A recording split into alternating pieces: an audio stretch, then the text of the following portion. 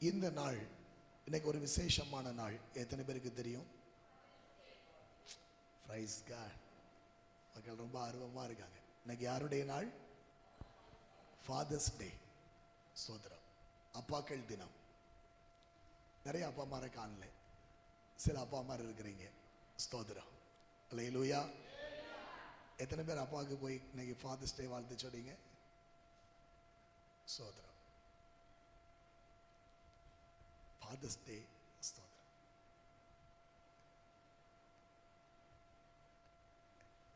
இந்த நாள்ல நமக்கு ஒரு தகப்பன் இருக்கிறார். அவர் எப்படிப்பட்டவர்? ஆமென். ஸ்தோத்திரம். தகப்பன் அப்படிங்கிற ஸ்தானம், அப்பா அப்படிங்கிற ஸ்தானம் ஒரு விலையேற பெற்ற ஒரு ஸ்தானம்.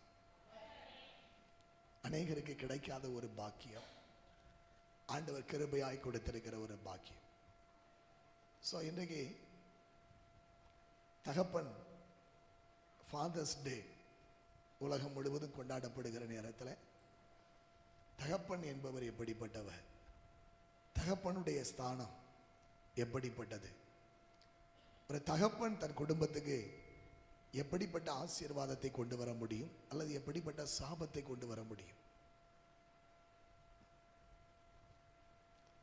இதைத்தான் இந்த நாளிலே உங்களோடு கூட பகிர்ந்து கொள்ளும்படியாய் நான் விரும்புகிறேன். அல்லேலூயா, அல்லேலூயா, ஸ்தோத்திரம். ஆதியாகமத்தின் புஸ்தகம் 17வது அதிகாரம். ஆதியாகமத்தின் புஸ்தகம் 17ஆம் அதிகாரம். ஹரிவாசி 5வது வசனம். இனி உன் பேர் ஆபிராம் எனப்படாமல், இனி உன் பேர் ஆபிராம் எனப்படாமல், நான் உன்னை திரளான ஜாதிகளுக்கு தகப்பனாக ஏற்படுத்தினபடியால், நான் உன்னை திரளான ஜாதிகளுக்கு தகப்பனாக ஏற்படுத்தினபடியால் உன் பேர் ஆபிரகாம் எனப்படும். உன் பேர் ஆபிரகாம் எனப்படும். ஆமென். ஆமென். நான் உன்னை திரளான ஜாதிகளுக்கு தகப்பனாக ஏற்படுத்தினேன். ஆமென். தகப்பன் ஃபாதர்ஸ் டேயை கொண்டாடுகிற இந்த நாள்ல ஒரு தகப்பனை குறித்த சில காரியங்களை நாம் பார்க்க போகிட்டோம். ஆபிரகாமுடைய வாழ்க்கையிலே அவனுக்கு சரீரம் செத்து போன நிலைமையில் இருந்தபோது ஆண்டவர் திரளான ஜாதிகளுக்கு தகப்பனாக உன்னை ஏற்படுத்தினேன் என்று சொல்லி ஆசீர்வதித்தார். இன்றைக்கும் இந்த பூமியிலே நாம் வாழ்வதற்கு ஒரு தகப்பன் இல்லாம நம்ம இந்த பூமியில வர முடியாது.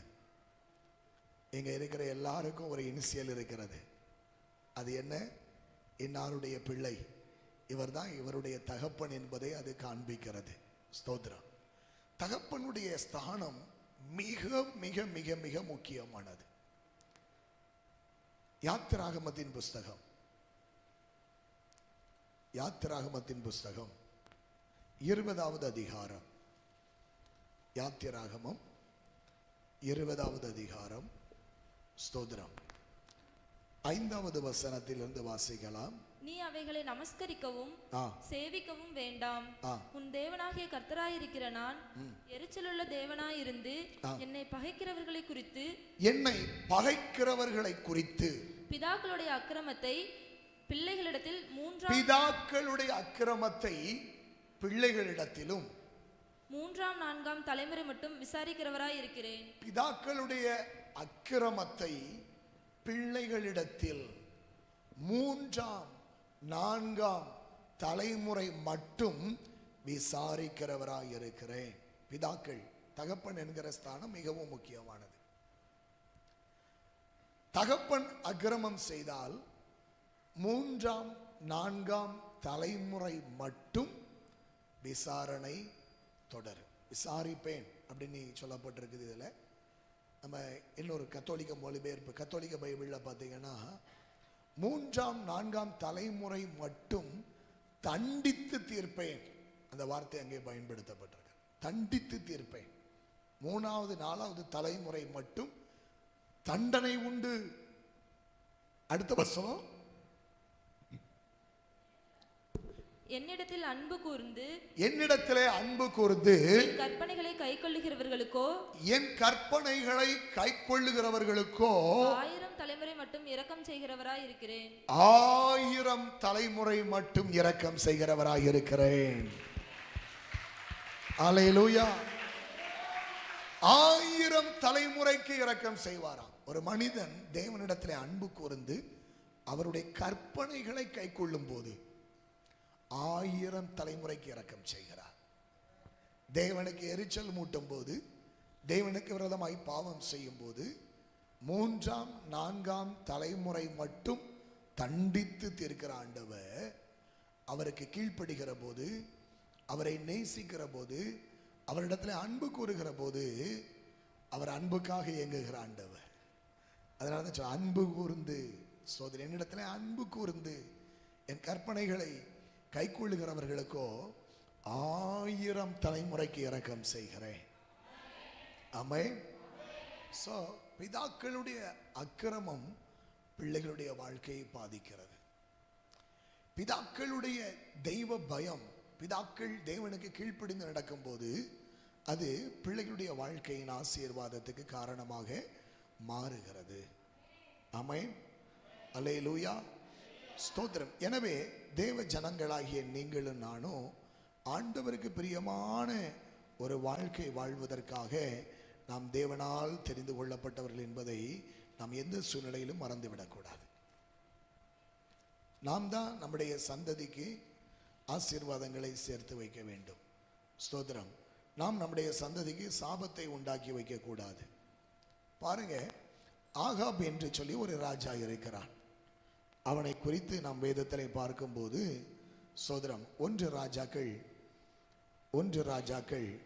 21ஆம் அதிகாரத்தில் இந்த ஆகாப் என்கிற ராஜாவை குறித்து நாம் பார்க்கின்றோம். ஸ்தோத்திரம். 1 ராஜாக்கள் 21ஆம் அதிகாரத்தில்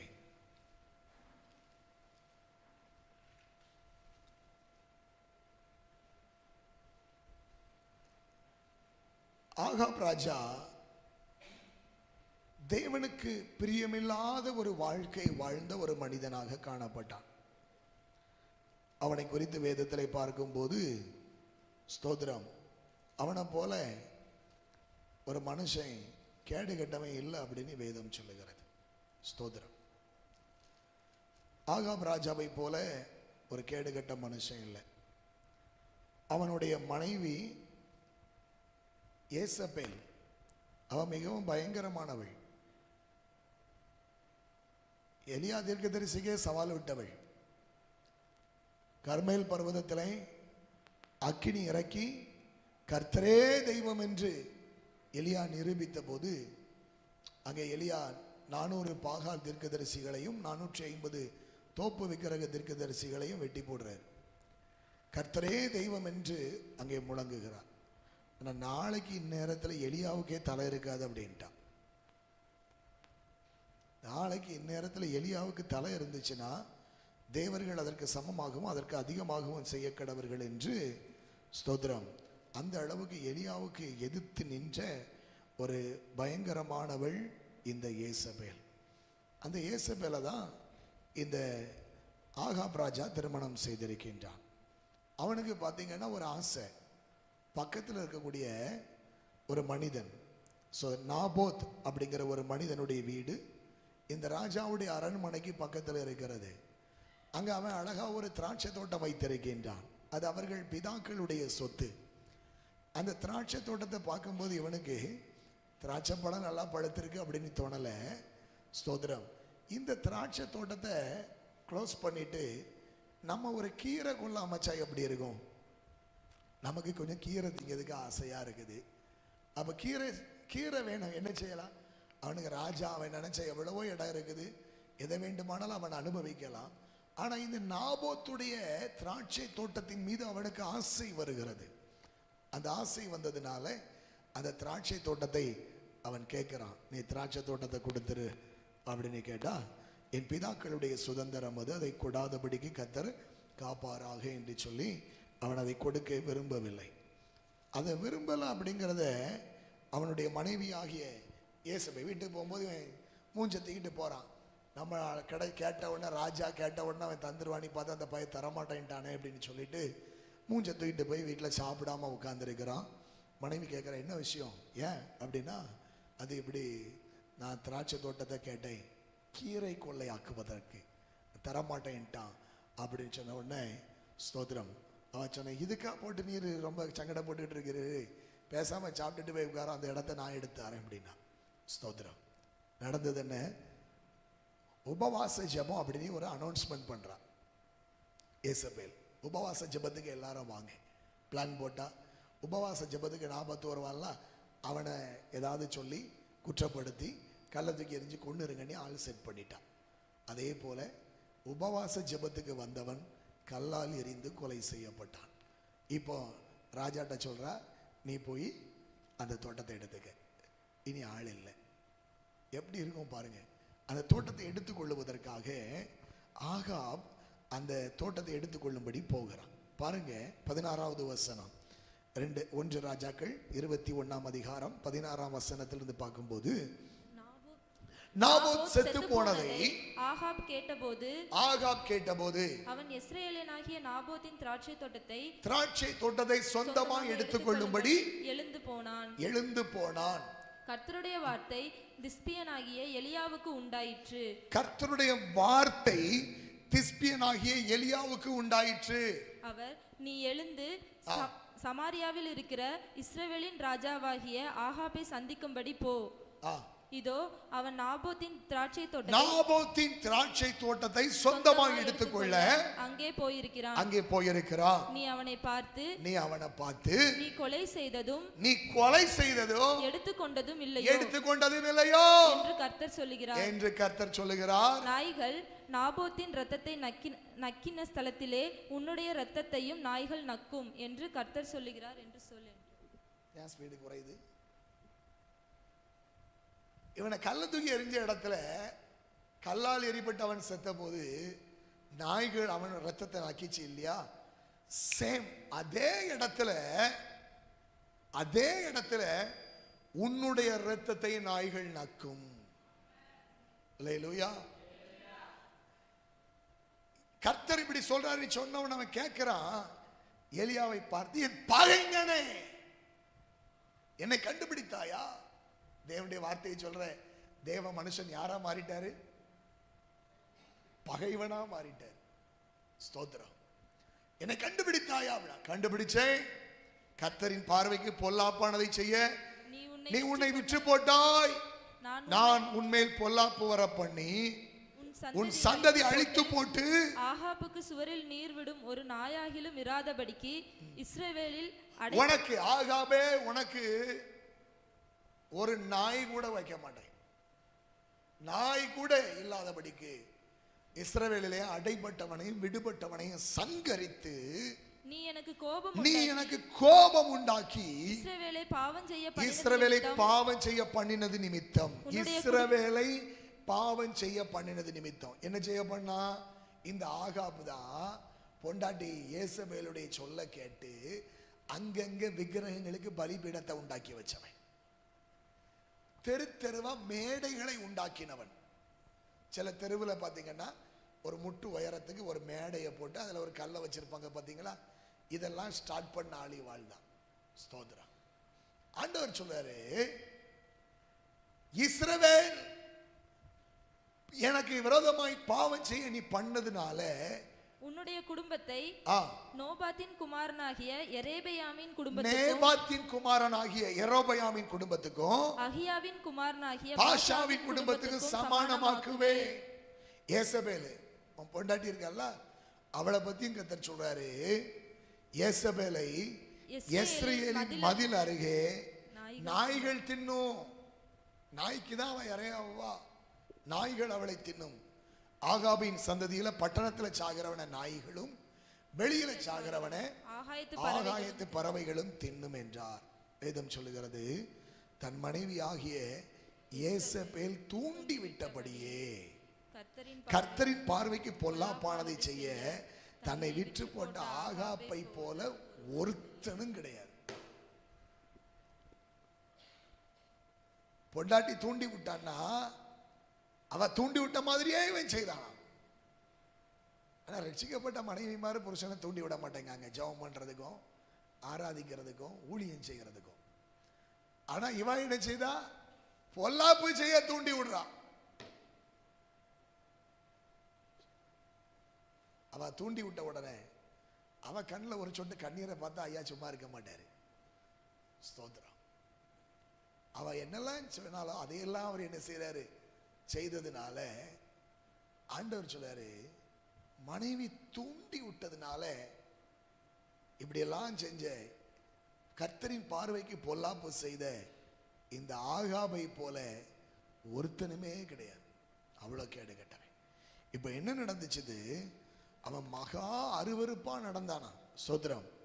கர்த்தர் இஸ்ரவேல் புத்திரருக்கு முன்னின்று துரத்தி விட்ட எமோரியர் செய்தபடியெல்லாம் அவன் நரகலான விக்கிரகங்களை பின்பற்றி மகா அருவருப்பாய் நடந்து கொண்டான். விக்கிரகங்களை பின்பற்றி மகா அருவருப்பா நடந்தான்.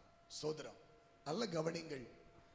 பெற்றோர் விக்கிரகங்களை ஆராதிக்கிற போது, தகப்பன் விக்கிரக ஆராதனை செய்யும் போது ஆண்டவர் சொன்னார், விக்கிரக ஆராதனை செய்தா பிதாக்களுடைய அக்கிரமத்தை பிள்ளைகள் 3ஆம் 4ஆம் தலைமுறை மட்டும் நான் தண்டித்து தீர்ப்பேன் என்று சொல்லி.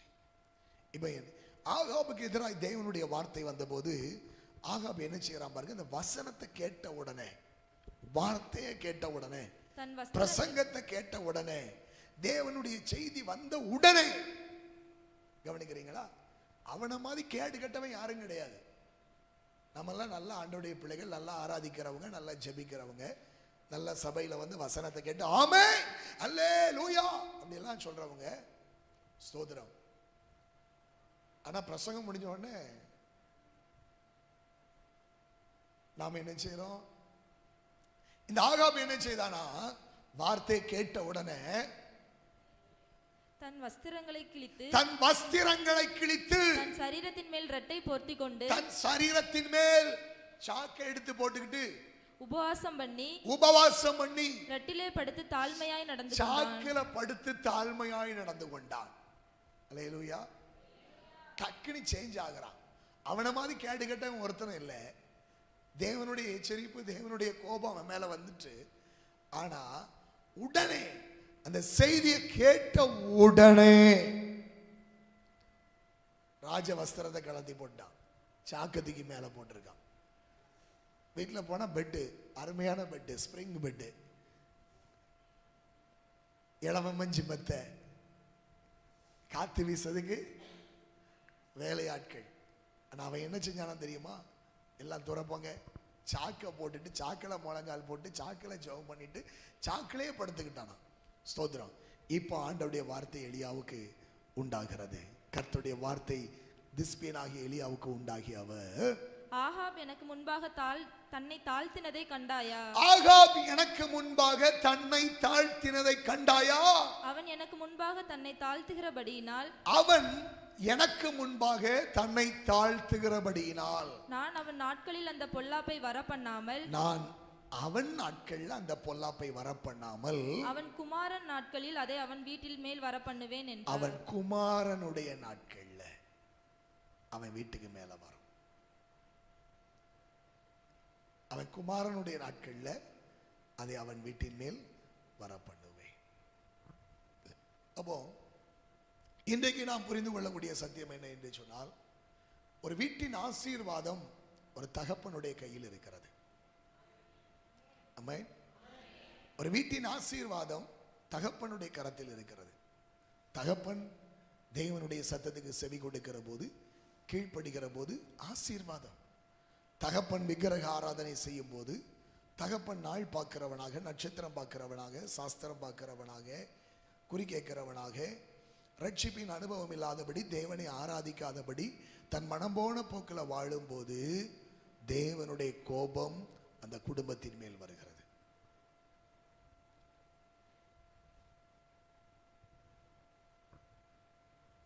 ஆதியாகமத்தின் புஸ்தகம் 22ஆம் அதிகாரத்துக்கு நேராய் திருப்பிக் கொள்ளுங்கள். அங்கே ஒரு தகப்பனை குறித்து நாம் பார்க்கின்றோம். ஆதியாகமம் 22ஆம் அதிகாரம் அங்க ஒரு அப்பா இருக்கிறார். அந்த அப்பா யாரு? அந்த அப்பா யாரு? சத்தம் வர மாட்டேங்குதே, சத்தம் காணாது. அந்த அப்பா யாரு? ஆபிரகாம். ஆபிரகாமுக்கு தேவன் வாக்கு பண்ணினார், 99வது வயதாகும் போது உன்னை திரளான ஜாதிகளுக்கு தகப்பனாக ஏற்படுத்தினேன் என்று சொல்லி 100வது வயதிலே தேவன் அவனுக்கு ஒரு மகனை கொடுக்கிறார். 100வது வயதில் ஆம்பளை பிள்ளை பிறந்திருக்கான். அந்த பிள்ளைக்கு பேரு, அந்த பிள்ளைக்கு பேரு, அந்த பிள்ளைக்கு பேரு புன்சிரிப்பு. ஈசாக்குங்க பேருக்கு என்ன அர்த்தம்? புன்னகை மன்னன். அல்லேலூயா. ஈசாக்குனா சிரிப்பு, ஸ்மைல், புன்சிரிப்பு. ஈசாக்குங்க பேருக்கு அர்த்தம். 100 வயசுல ஆண்டவர் நகைக்க பண்ணினார். ஆமே. சாராள் உற்பத்தி கால திட்டத்தில் வருவேன், சாராள் ஒரு குமாரனை அணைத்து கொண்டிருப்பாள் போது அவன் சிரிச்சால, அந்த சிரிப்பு தான் ஈசாக்கு. சிரிச்சால, ஏன் இல்லை இல்லை சிரிச்சாம்மா, நீ சிரிச்ச மாதிரியே ஒரு பிள்ளை கிடைப்பான், அவன் தான் ஈசாக்கு. ஆமே. அல்லேலூயா. புன்சிரிப்பை தேவன் கொடுத்தார். இப்போ இந்த பையனுக்கு ஒரு 13-14 வயசு. ஆபிரகாமுடைய முழு பிரியமும் யார் மேல?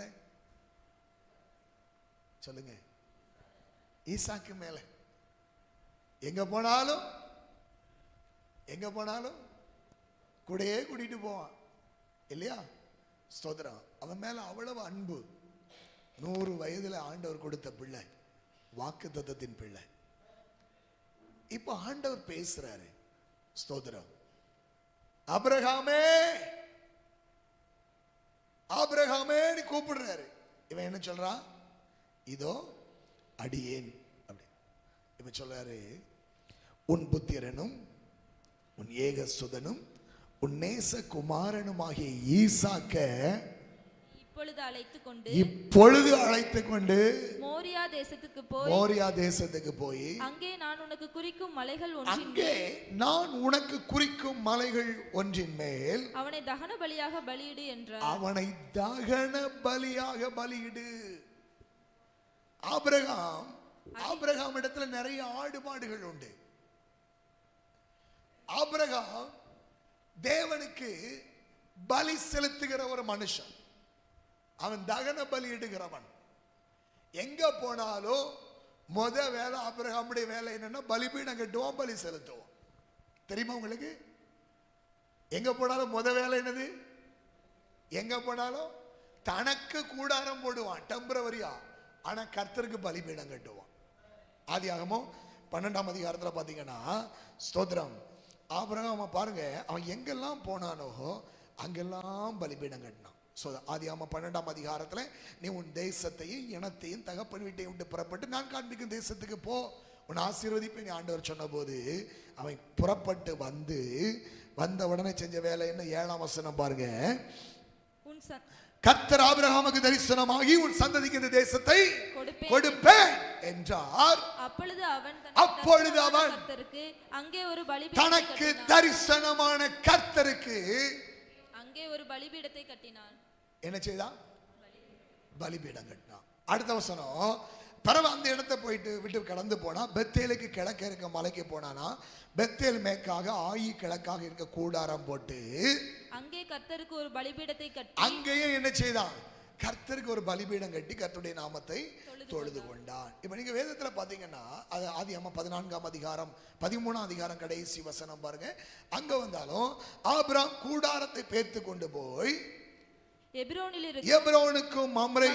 இருக்கும் மம்ரேயின் சமபூமியில சேர்ந்து குடியிருந்து அங்கே கர்த்தருக்கு பலிபீடம் கட்டினான். இப்படி எங்க பார்த்தாலும் அவன் பலிபீடம் கட்டுவதும் பலி செலுத்துவதும் அவனுடைய வாழ்க்கையின் ஒரு அங்கமாகவே இருந்துச்சு.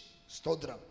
15ஆம் அதிகாரத்தில் வந்தாலும் அங்கே அவன் பலிபீடம் கட்டியதையும் கர்த்தரை தொழுது கொண்டதையும் நாம் பார்க்கின்றோம். ஸ்தோத்திரம். தொடர்ச்சியாக அவனுடைய வாழ்க்கையில பலிபீடமும் ஆராதனையும் சர்வாங்க தகன பலியும் ஒரு முக்கியமான இடத்தை பிடித்து கொண்டே இருக்கிறது. தேவனையே மகிமைப்படுத்துகிறவன், தேவனையே சார்ந்திருக்கிறவன். அப்ப பலிபீடம் கட்டினா என்ன செய்வான்? ஆட்டை பலியிடுவான். இப்ப ஆண்டவர் சொல்றாரு, நீ எப்படி எனக்கு ஆடுலாம் நல்லா மந்தையில் இருக்கக்கூடிய கொளுத்த ஆடுலாம் கொண்டு வந்து பலி செலுத்தினா இல்லையா, இப்போ நீ ஒரு பலி செலுத்த வேண்டும். என்ன பலி? என்ன பலி? என்ன பலி? சத்தம் வரல. சும்மா ஈசாக்குன்னு சொல்லல. உன் ஏகசுதனும் ஏகசுதனும் உன் நேசகுமாரனுமாகிய நேசகுமாரனுமாகிய ஈசாக்க நீ இப்பொழுது அழைத்து கொண்டு. வாசிக்கும் போது கொஞ்சம் முன்னால விட்டுட்டீங்களே. உன் புத்திரனும். 3 காரியம். உன் புத்திரன், உன் ஏகசுதன், உன் நேசகுமாரன். அப்படி சொல்லும் போதே இங்க பாதி சேர்த்துருவான் மனுஷன். யோசித்து பாருங்க. அப்படி சொல்லும் போதே எப்படி இருக்கும்? அவனை அழைத்து கொண்டு போ, நான் காட்டுற மலையில போய் சர்வாங்க தகன பலி, அவனை தகன பலியாக பலியிடு. இந்த தகப்பனுக்கு எப்படி இருக்கும்? எத்தனை வருஷம் காத்திருந்து கிடைச்ச பிள்ளை, புத்திரன், ஏகசுதன், நேசகுமாரன். அவனை கொண்டு போய் பலியிட சொல்றாரு. ஆண்டவரே, நீர் வேற எதை கேட்டாலும் நான் கொடுக்க ரெடியா இருக்கிறேன். என் பிள்ளையே கேட்டா எப்படி? என் பிள்ளை டூருக்கு போனோன்னு சொன்னாலே என்னால விட்டு கொடுக்க முடியாத.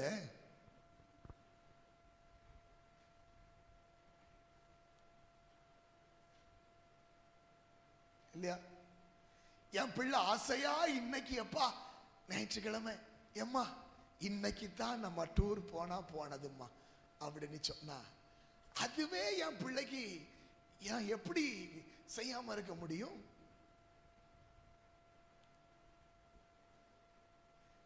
என் பிள்ளைய நான் அவ்வளவாய் நேசிக்கிறேன், எங்கேயுமா கூட்டிட்டு போறேன். நான் மற்ற பிள்ளைகள் மாதிரியா என் பிள்ளைகளை பார்க்கிறேன். சோத்திரம்.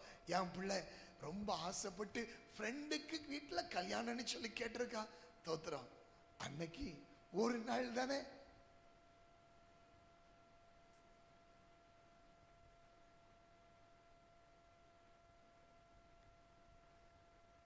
எப்படி என் பிள்ளையுடைய ஆசையை நிறைவேற்றாம என்னால இருக்க முடியும்?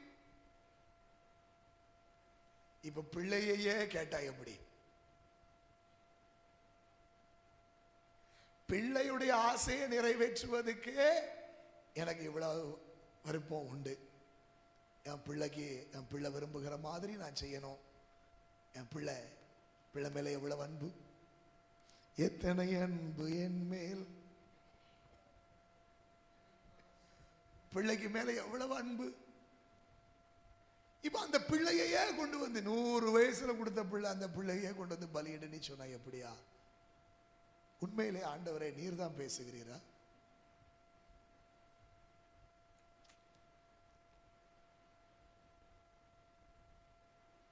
உண்மையிலே ஆண்டவர் தான் பேசுறாரா? சிலருக்கு டவுட் வரும். எப்படின்னா, அவங்க நினைக்கிற மாதிரி நம்ம ஒரு வார்த்தை சொல்லிட்டோம், பிரைஸ் தி லார்ட், ஆண்டவர் பேசிட்டார் பாஸ்டர், நான் உடனே செய்ய போறேன். அவங்க எதிர்பார்த்த மாதிரி ஒரு வசனம் ஆராதனையில வந்துட்டு வைங்களா, நான் எதிர்பார்த்த மாதிரி ஆண்டவர் சொல்லிட்டார், அது உடனே வெளியே சொல்லிடுவாங்க. ஆனா எதிர்பாராத ஒண்ணு, நீ இதுக்கு கீழ்ப்படி நீ ஆண்டவர் பேசிட்டார்னு வைங்களா, வெளியே சொல்ல மாட்டாங்க. முதல்ல நம்ம ஆட்கள் ரொம்ப விவரமானவங்க. அடுத்தால ஆண்டவர் உங்களுக்கு ஒரு வார்த்தை கொடுத்தார் அப்படி சொல்லுங்க, நான் இப்ப காத்திருந்து ஜெபித்து கொண்டிருக்கிறேன். என்ன செய்துட்டு இருக்கேன்? ஆண்டவர் சொன்னாரு, ஆனா அதுக்காக நான் என்ன செய்யறேன்? ஒரு 21 நாள் உபவாசம் போட்டிருக்கேன். ஒரு 40 நாள் உபவாசம் போட்டு அதுக்காக நான் ஜெபம் பண்ணிக்கிட்டு இருக்கிறேன். 40 நாள் கழிச்சு ஆண்டவர் வேற மாதிரி பேசுவாரா? ஹலோ, 40 நாள் உபவாசம் போட்ட உடனே அப்ப முதல்ல சொன்னதெல்லாம் வேறப்பா மாத்திக்கிடுவோம்னு சொல்லுவாரா? 21 நாள் உபவாசத்துல மாறிடுவாரா?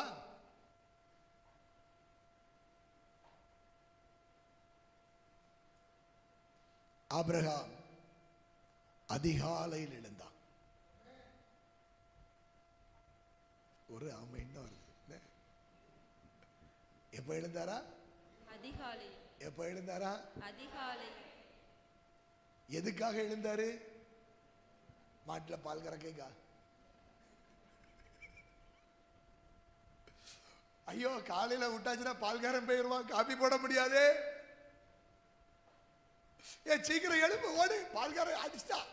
இந்த புருஷன் கூப்பிட்டா கூட இந்த அம்மாமார் அவ்வளவு வேகமா செய்யறாங்களே இல்லையோ, பால்காரன் வண்டி சத்தம் கேட்டதோட சரி, இதோ அடியேன் இருக்கிறேன்,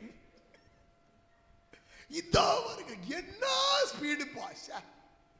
அவன் இந்த ஓடி வரதை பார்த்துட்டு கூட 2 அடி அடிப்பான். பால்காரன் பார்த்தீங்கன்னா வேகமா கிளம்ப அவனுக்கு தெரியும், அதை பார்த்த உடனே கூட 2 அடி அடிப்பான் பாரு. என்ன வேகமா ஓடி வரா பாரு. அவன் பார்த்து சிரிச்சுக்கிட்ட உள்ள சிரிச்சுக்கிட்டான், வெளியே சொல்ல மாட்டான்.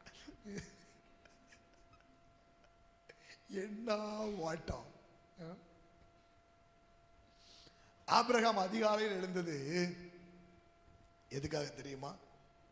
தன் கழுதையின் மேல் சேணம் கட்டி தன் வேலைக்காரரில் 2 பேரையும் தன் குமாரன் ஈசாக்கை கூட்டிக் கொண்டு தகன பலிக்கு கட்டைகளையும் பிளந்து கொண்டு தேவன் தனக்கு குறித்த இடத்திற்கு புறப்பட்டு போனான். சாராள் எங்கம்மா? சாராளை கூட்டிட்டு போலியே. சாராள்கிட்ட போய் பெர்மிஷன் கேட்டானா?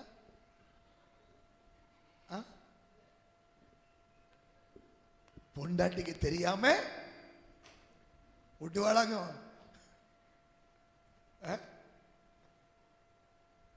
உங்களுக்கு தெரியாம உங்க புருஷன் ஏதாவது செஞ்சா உங்களுக்கு எப்படி இருக்கும்?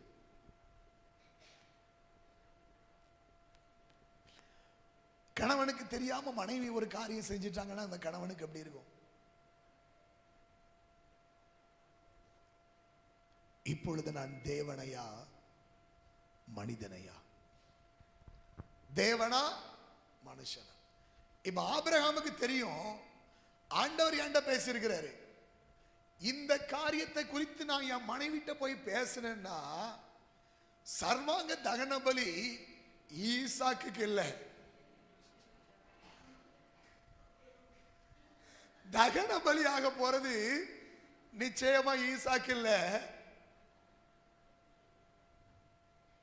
நம்மளே ஜாலியா முடிச்சிருவாவா. நான் நினைக்கிறேன் ஆபிரகாம் தனக்கு என்ன கஷ்டம் வந்தாலும் சகிக்க ரெடியா இருந்திருப்பான். லேசான விஷயம் இல்லை. விஷயம் தெரிஞ்சா என்ன ஆகும் தெரியுமா? விஷயம் தெரிஞ்சா என்ன ஆகும் தெரியுமா? என்ன ஆச்சு தெரியுமா? விஷயம் தெரிஞ்சா என்ன ஆகும்?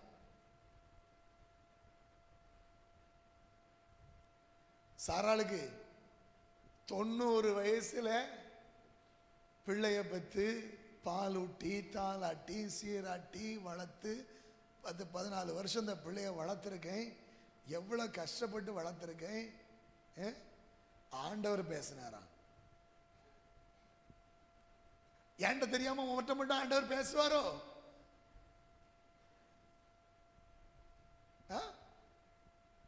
சில வீட்டில் அப்படிதான். இந்த நல்ல மனுஷன் யாருப்பா புருஷன், ஆண்டவர் சொன்னார் பார்த்துக்கணி பொண்டாட்டிட்டு போய் சொல்லிடுவான். அது வரைக்கும் சாராளா இருக்கவா அப்புறம் ஏசபேல் ஆயிடுவா. சுவாலி முடிஞ்சா ஆபிரகாமுக்கு தெரியும் சாராளாவே இருக்கட்டும், இப்போதைக்கு விஷயத்தை என்ன செய்யக்கூடாது. தாய்மாரும் அப்படிதான். ஆண்டவர் உங்ககிட்ட ஒரு காரியம் பேசுறாருன்னா அந்த ஒத்த ஆவி இல்லாதவர்களிடத்துல ஆண்டவர் சொன்னார்னா அப்படியே செய்யுங்க அப்படின்னு சொல்லதுக்கு உள்ள இறுதியும் இல்லாதவங்கிட்ட நீங்க அந்த காரியத்தை பேசுனீங்கன்னா அவங்க உங்களுக்கு ஆப்பு வச்சிருவாங்க. அவங்க தேவனுக்கு நீங்க கீழ்ப்படியாதபடிக்கு உங்களை தடுத்து விடுவார்கள். ஒருமனப்பட்டு தானே செய்யணும். இப்படி ஒரு கேள்வியெல்லாம் வைப்பீங்க நீங்க. அது புருஷன் பொண்டாட்டிட்ட சொல்லாமையா செய்யணும் ஆண்டவர் சொன்னார்னா?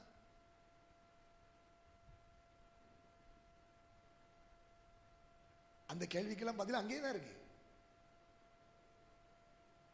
வேலைக்காரங்களை கூட்டிட்டு போறான், 3 நாள் பிரயாண தூரம். அவன் இருந்து எப்படி இருந்திருக்கும் தெரியுமா? மூன்றாம் நாள்ல தான் தன் கண்களை ஏறெடுத்து பார்த்து தூரத்தில் அந்த இடத்தை கண்டான். 3 நாள் சிலுவை சுமக்கிற மாதிரி தான். எப்படி இருக்கும்? அவன் 14 வயசு பிள்ளை எப்படி ஜாலியா ஓடி வருவான்? யோசித்து பாருங்க. எவ்வளவு தூரம் நடக்கணும்? காட்டுக்கு நடக்கும்போது எப்படி இருக்கும் இந்த பிள்ளையை கூட்டிட்டு நடக்கும்போது?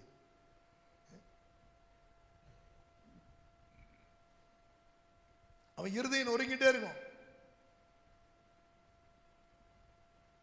இந்த பிள்ளையெல்லாம் பலியிட போறோம், இந்த மகனெல்லாம் ஆண்டவர் பலியிட சொல்லி இருக்கிறார்.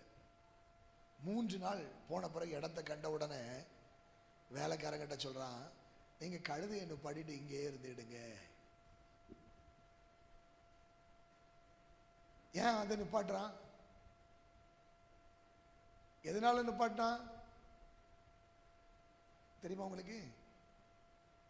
கழுதையையும் வேலைக்காரங்களையும் ஏன் நிப்பாட்டி வைக்கிறான்? இந்த வேலைக்காரங்களையும் மேலே கூட்டிட்டு போயிட்டு என் மகனை பலியிட போறேன் அப்படின்னு சொன்னோம்னா வேலைக்காரன் என்ன செய்வான்? மலையிலிருந்து ஆபிரகாம தள்ளி விட்டுட்டு ஈசாக்க தீட்டு வீட்டுக்கு வந்துடுவான்.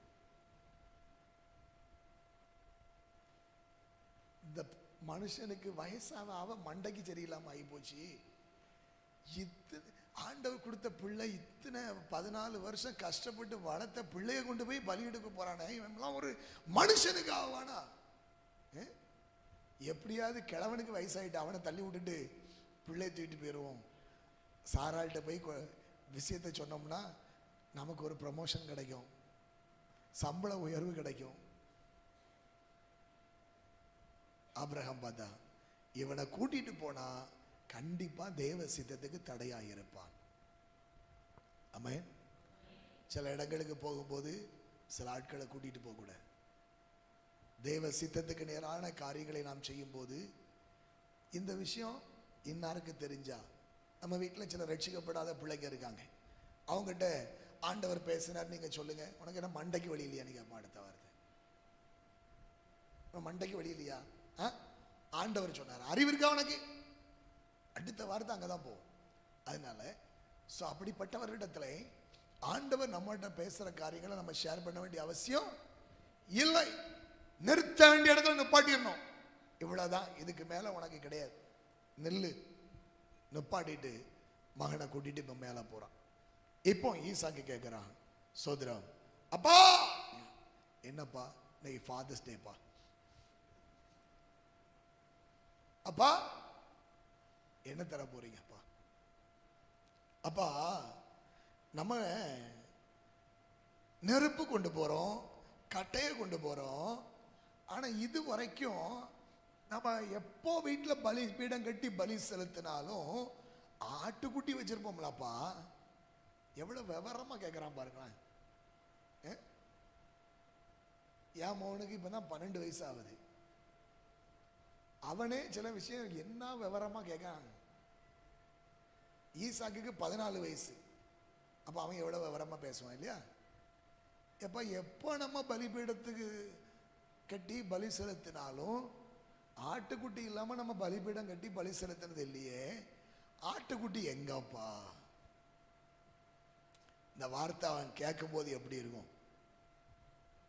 என் மகனே, தேவன் தமக்கு தகன பலிக்கான ஆட்டுக்குட்டியை பார்த்து கொள்வார் என்றார். தேவன் பார்த்து கொள்வார். அல்லேலூயா. தேவன் பார்த்து, அவருக்கு பலிபீடம் கட்ட போறோம், அவருக்கு பலி செலுத்த போறோம், அதனால அவரே பார்த்து கொள்வார்ப்பா அப்படின்னு சொல்லிட்டு 2 பேரும் சேர்ந்து போறாங்க. குறித்த இடத்துக்கு வந்தாங்க. பலிபீடத்தை உண்டாக்கினான், கட்டைகளை அடுக்கினான், குமாரனாகிய ஈசாக்கை கட்டினான். ஈசாக்க கயிறை எடுத்து மக்களை நில்லு அப்படின்னா நின்று இருப்பான். கையை பின்னால வைன்னு இருப்பான். அப்படிதானே? கைய பின்னால வைன்னு அப்பதானே சொல்றாரு, நம்ம அப்பா நமக்கு நல்லது தானே செய்வாரு. கையை பின்னால வச்சான், கையை கட்டினான். என்னப்பா கையை கட்டுறீங்க? காலை சேர்த்து வை. காலை சேர்த்து வச்சான். இப்ப காலையும் கட்டுறான். கெட்டுன உடனே உனக்கு கையையும் கட்டியாச்சு, அசைய முடியாது. அப்படியே தூக்குனா பலிபீடத்துல கொண்டு வைக்கிறான். எப்படி இருக்கும்? அடுத்த செகண்ட் கத்தி எடுக்கிறான். கத்தி எடுத்துட்டு அடி கழுத்துக்கிட்ட கொண்டு போயிருப்பான்னு நினைக்கிறேன் இல்லையா? கத்தி எடுத்தான். சோதரம் கையை நீட்டி கத்தியே, இதுக்கு இடையில ஆண்டவரே இப்படியெல்லாம் என்னை கூட்டிட்டு வந்திருக்கிறீரே, இது உமக்கு சித்தமா? ஏன் ஆண்டவரே என்னை இப்படி சோதிக்கிறன்னு அவன் கேட்டதே இல்லை. நம்ம எத்தனை நேரம் கேட்கும், கடவுளே எனக்கு ஏன் இவ்வளவு சோதனை? சில பிரச்சனைகள், சில துன்பங்கள், சில வேதனைகள் நமக்கு வரும்போது ஆண்டவர் இந்த பாதையில் என்ன நடத்துகிறார், கர்த்தருக்கு ஸ்தோத்திரம் அப்படின்னு சொல்ல நமக்கு மனசு வரமாட்டேங்குதே. ஏன் ஆண்டவரே இப்படி சோதிக்கிறாரு? நீ சொன்ன உடனே வந்தோம்ல, தேசத்தை இனத்தை தகப்பன் வீட்டை விட்டு புறப்பட்டு நான் காண்பிக்க தேசத்துக்கு போன உடனே வந்தோம்ல, எனக்கு இது தேவையா? கீழ்ப்படிஞ்சு வந்தேனே, ஞானஸ்நானம் எடுத்தேனே, அபிஷேகம் பெற்றேனே, ஆவியோட உண்மையோட ஆராதனைக்கு வந்தேன்ல, சபைக்கு வந்தேன்ல, ஏன் என்னை இப்படி சோதிக்கிறது? எதுக்காக எனக்கு இந்த பாடு? இப்படியெல்லாம் கேட்பேன். இந்த பிள்ளையை நீ தராமே இருந்திருக்கலாமே. இந்த பிள்ளையை தராம இருந்திருந்தா கூட ஆண்டவர் நமக்கு பிள்ளை பாக்கியம் தரல, நம்ம கொடுத்து வச்சது அவ்வளவுதான் இருந்திருப்பேன். ஆனா அந்த பிள்ளையையும் தந்துட்டு 14 வயதுல அவனை வெட்டி எனக்கு பலியிடுன்னு சொல்றியாரே,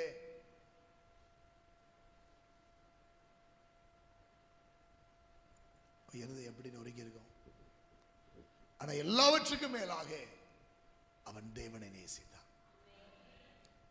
தன்னுடைய மனைவியை விட, தன்னுடைய பிள்ளையை விட, தன்னுடைய சுக வாழ்வை விட தேவனுக்கு நான் கீழ்ப்படுகிறது தான் முக்கியம். அல்லேலூயா. தேவனுக்கு கீழ்ப்படிவது தான் முக்கியம் என்று தேவனுக்கு கீழ்ப்படிய தன்னை ஒப்பு கொடுத்து கத்தி எடுத்து நீட்டும் போது இப்ப ஆண்டவர் சொல்றாரு, வானத்தில் இருந்து ஆபிரகாமே ஆபிரகாமே ஆபிரகாமே ஆபிரகாமே என்று கூப்பிட்டார். அவன் இதோ அடியேன் என்றான். இதோ அடியேன். இப்ப ஆண்டவரே பதறி போய் நிற்கிறாரு. ஆதியாகமம் 22:1 இந்த 11 நான் திருப்பி பார்த்தேன். ஸ்தோத்திரம். 22:1 22:11 ரெண்டு வசனத்தையும் திருப்பி பார்க்கும்போது ஸ்தோத்திரம். 1ல கர்த்தர் ஆபிரகாமை சோதிச்சாரு. எப்படின்னா அவனை நோக்கி ஆபிரகாமே ஆபிரகாமே, அவன் என்ன சொன்னா? இதோ அடியேன் என்றான். I am here. இதோ அடியேன். ஆபிரகாம் என்னப்பா? ஆபிரகாம் என்னப்பா? அவ்வளவுதான். அவர் சொன்னதெல்லாம் கேட்டான், கீழ்படிஞ்சிட்டான். இப்ப கத்தி எடுத்த உடனே அவர் பதறிட்டாரு.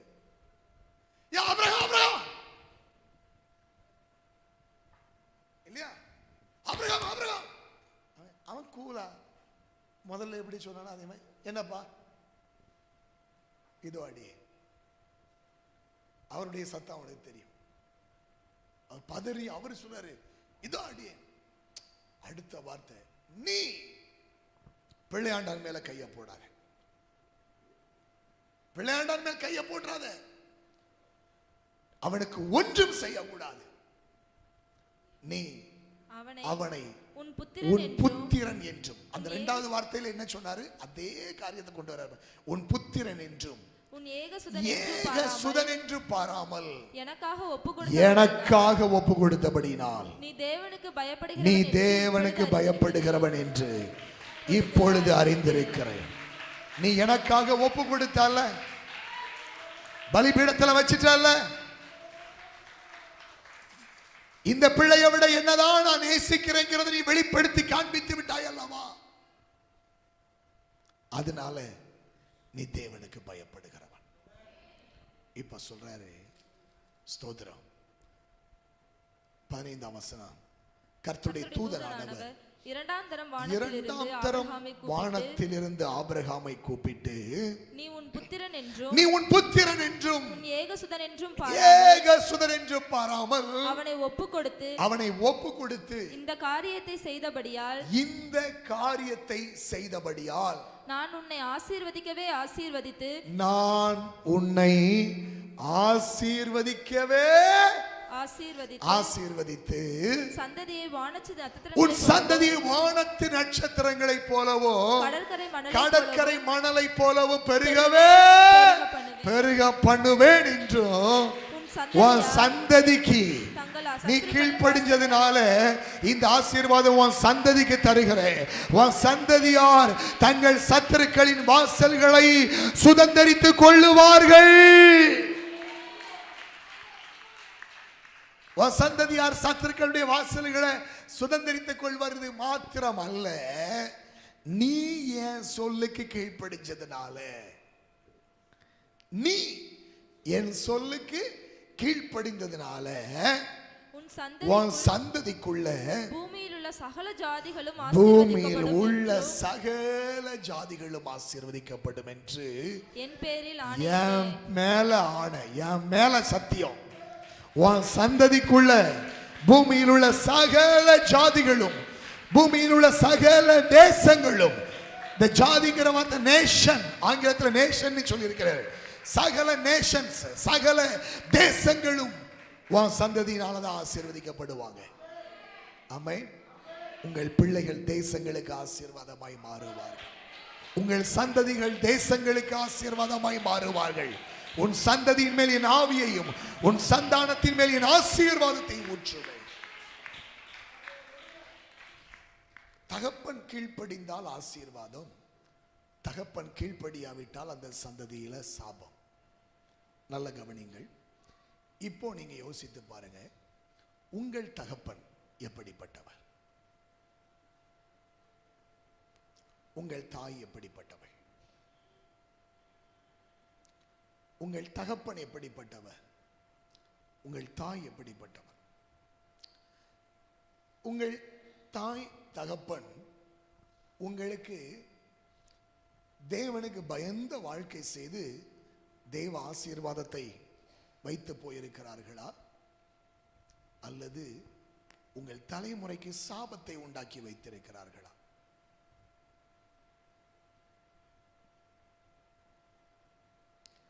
எசேக்கியேல் தீர்க்கதரிசியின் புஸ்தகம் 16வது அதிகாரத்துக்கு நேராக நீங்கள் திருப்பிக் கொண்டால் அங்கே ஆண்டவர் இஸ்ரவேல் ஜனங்களோடு கூட பேசுகிறார். எசேக்கியேல் 16ஆம் அதிகாரம்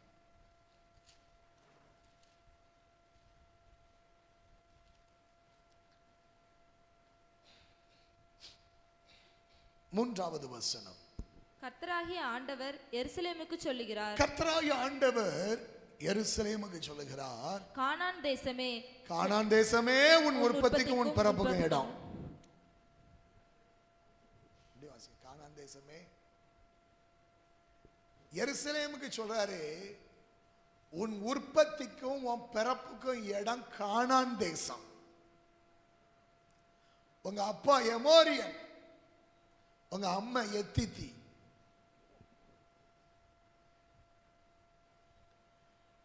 அப்படியானால் உன் உற்பத்தி, உன் பிறப்பு எங்க இருந்து பிறந்து தெரியுமா? கானான் தேசத்துல.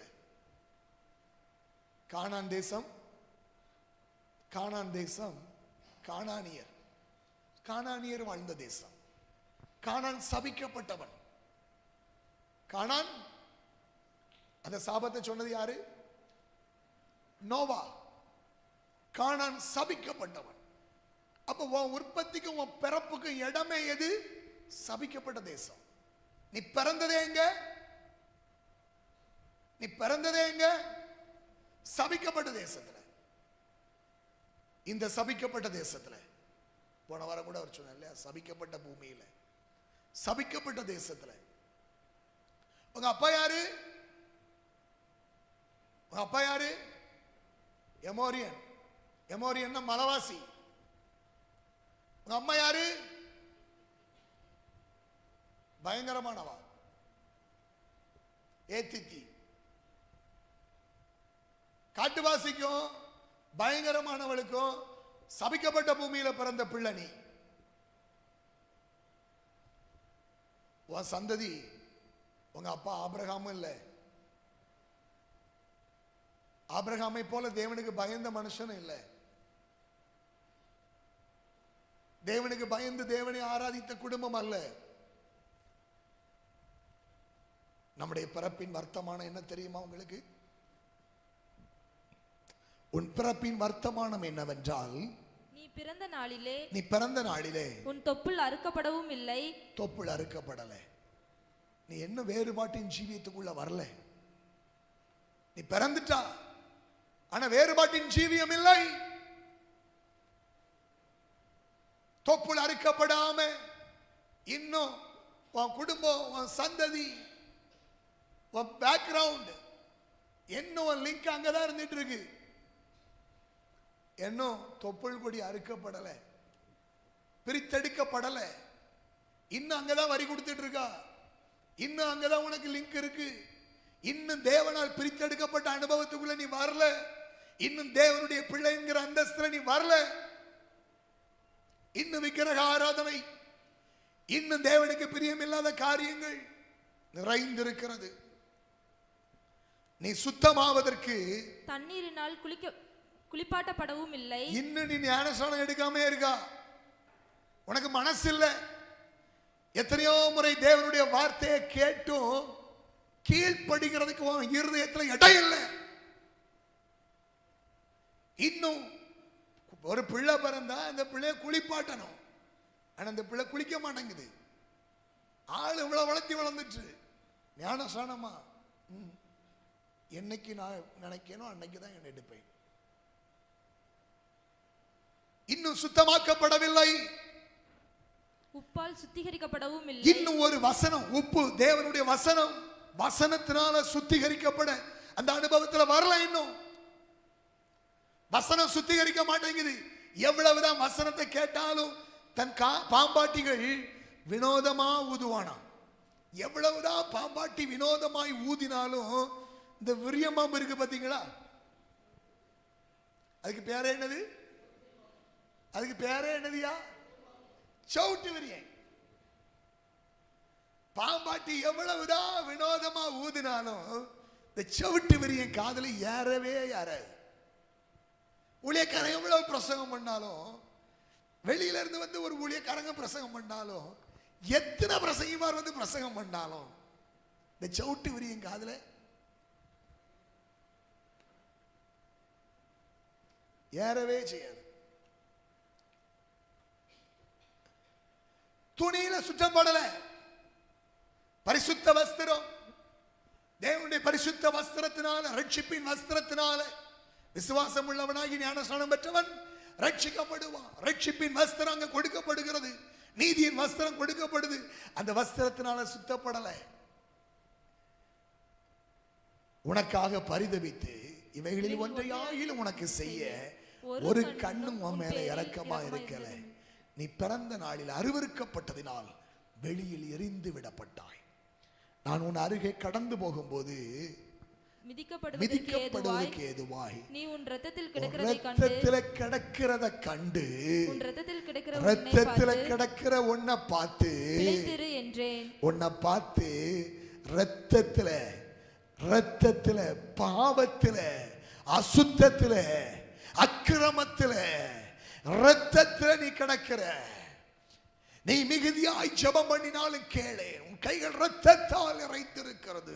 இரத்தத்தில் கிடக்கிற உன்னை பார்த்து மிதித்து போடுவதற்கு ஏதுவாய் கிடக்கிற உன்னை பார்த்து மிதித்து போடுவதற்கு தகுதி உள்ள ஒரே நபர் அவர்தான். அவர் மிதித்து போடல, உன்னை பார்த்து பிழைத்திருன்னு சொன்னார்.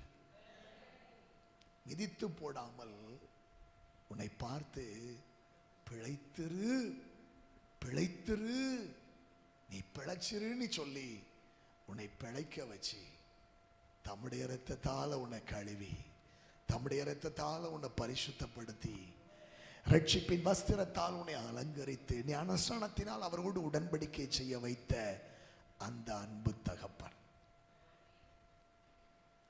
இப்ப யாருடைய பிள்ளை? நீ யாருடைய பிள்ளை? யோவான் சுவிசேஷம் 1 அதிகாரம் 14 வசனம்.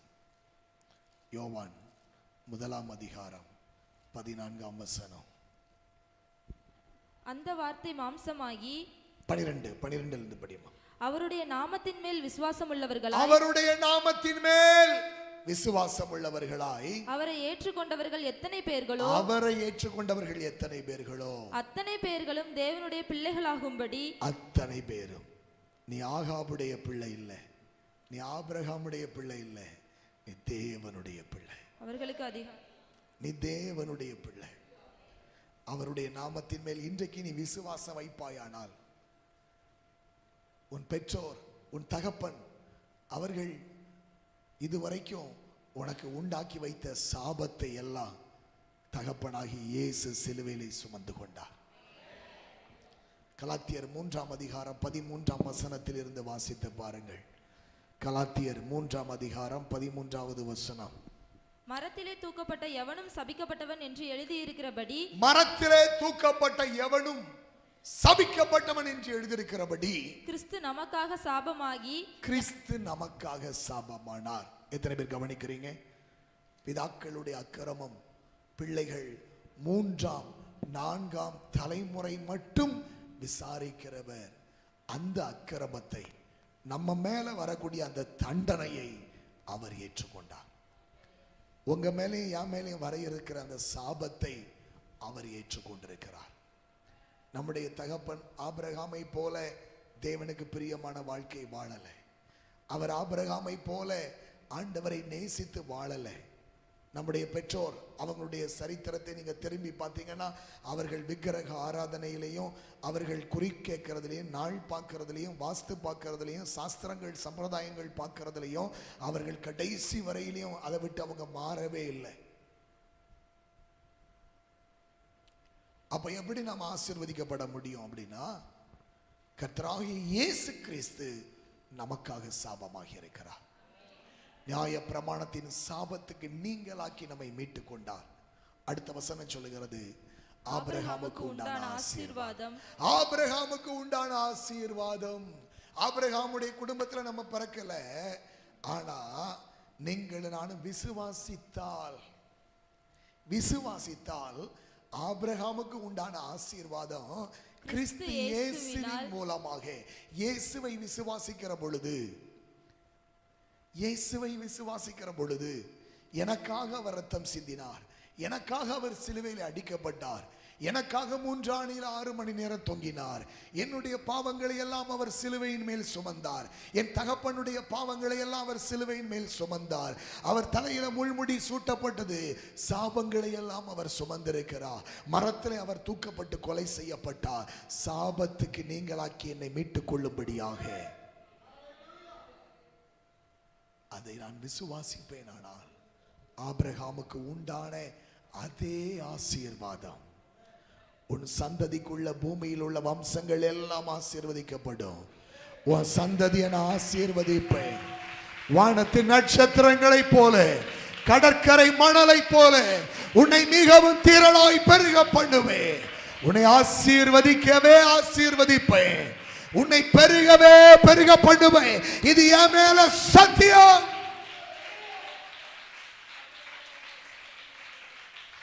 ஹல்லேலூயா. தன்மேல் தானே ஆணையிட்டார். இன்றைக்கு இந்த மத்தியான வேளையில ஒரு அழைப்பு ஆண்டவர் உங்களுக்கு கொடுக்கிறார். யாருக்கு பிள்ளையாக இருக்க நீ விரும்புகிறாய்? யாருக்கு பிள்ளையாக இருக்க நீ விரும்புகிறாய்?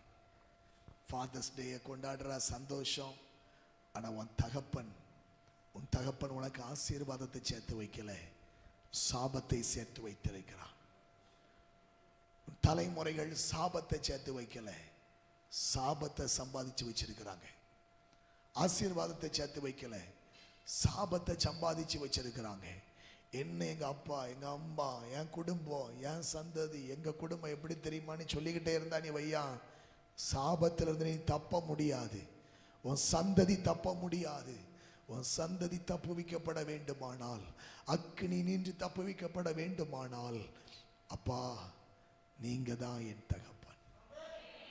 எனக்காக இரத்தம் சிந்தினவர், எனக்காக ஜீவனை கொடுத்தவர் எங்க அப்பா. நீங்க தான்ப்பா. நீ மனம் திரும்பினால் அவர் உன்னை கட்டுவார். நிறைய பேருக்குள்ள இந்த அறிவு இல்லை, நிறைய பேருக்குள்ள இந்த அறிவு இல்லை. ஸ்தோத்திரம். 1 கொரிந்தியர் 8ஆம் அதிகாரம், 1 கொரிந்தியர் 8ஆம் அதிகாரம் 5வது வசனத்திலிருந்து வாசிக்க கேட்போம். வானத்திலேயும் பூமியிலேயும், வானத்திலேயும் பூமியிலேயும் தேவர்கள் எனப்படுகிறவர்கள் உண்டு. தேவர்கள் எனப்படுகிறவர்கள் 33 கோடி உண்டு. கேட்ட மாதிரி இருக்கு. இப்பதான் அப்படிதானே? வானத்திலும் பூமியிலும் தேவர்கள் எனப்படுகிறவர்கள் உண்டு, 33 கோடி உண்டு.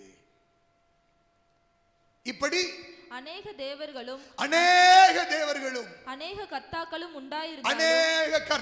உண்டாயிருந்தாலும் பிதாவாகிய ஒரே தேவன் நமக்கு உண்டு. எங்க அப்பா தான் எனக்கு தெய்வம். ஆமென். எந்த அப்பா? செத்து போன அப்பா இல்ல, சாவை வென்று மரணத்தை ஜெயித்து உயிரோடு எழுந்த அப்பா. விசுவாசிக்கிறவங்க மாத்திரம் ஜோரா கை தட்டி ஆமென். அல்லேலூயா, அல்லேலூயா. இப்படி அநேக கர்த்தாக்கள், அநேக தேவர்கள் உண்டாகி இருந்தாலும் ஒரே ஒரு அப்பா இருக்கிறார். ஒரே ஒரு அப்பா மரணத்தை ஜெயித்த அப்பா, பாதாளத்தை ஜெயித்த அப்பா, உயிரோடு எழுந்த அப்பா, பிதாவாகிய அப்பாவாகிய ஃபாதர் அப்படின்னு சொல்லக்கூடிய ஒரே தெய்வம் நமக்கு உண்டு. ஆமென். அப்பாவை எப்படி கூப்பிடுவோம்? அப்பா. அவர் அறிகிறதுக்கு முந்தி சாமி, கடவுளே, ஆண்டவரே, தெய்வமே அப்படின்னு அலைஞ்சோம். அவர் அறிந்த பிறகு அப்பா, பிதாவே, அன்பான தேவா, அருமை இரட்சகரே, ஆவியானவரே, எங்கள் அப்பா பிதாவே,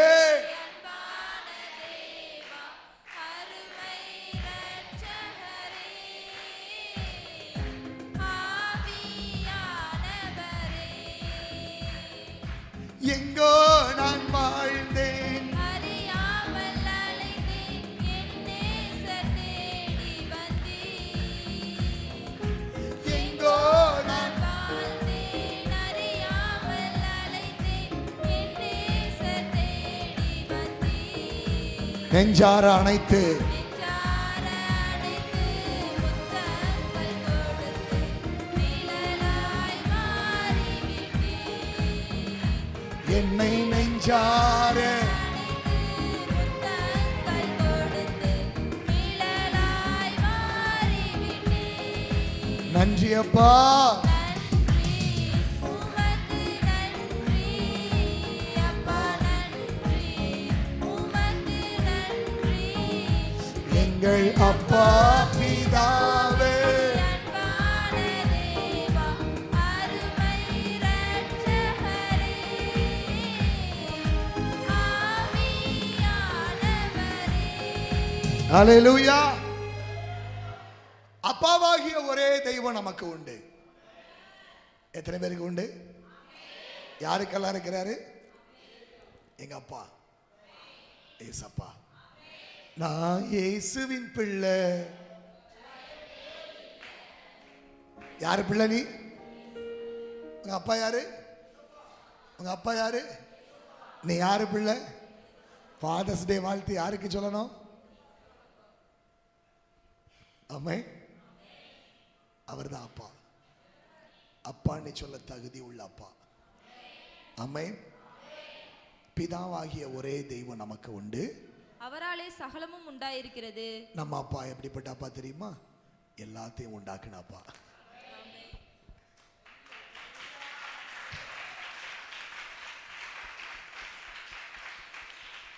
சிலருக்கு கை தட்ட வர மாட்டேங்க. உங்க அப்பா என்ன பண்ணாரு? அவ்வளோத்தையும் காலி பண்ணிட்டு போனாரு. ஆனா இந்த அப்பா என்ன பண்ணார் தெரியுமா? எல்லாத்தையும் உண்டாக்கினாரு. ஆமென். இந்த அப்பா எதையும் காலி பண்ணல. இந்த அப்பா உனக்கு வேண்டிய எல்லாவற்றையும் உண்டாக்கினாப்பா. அவர் மூலமாக தான் நாம உண்டானோம். அவர் மூலமாக தான் நான் உண்டானேன். சொல்லுங்க, யார் மூலமா உண்டானா? எந்த அப்பா மூலமா உண்டானா? எந்த அப்பா மூலம் உண்டானா? உண்டானியா? உண்டாயிருந்தியா? உண்டானவளா? உண்டாயிருக்கியா? அல்லேலூயா. என்னை உண்டாக்கின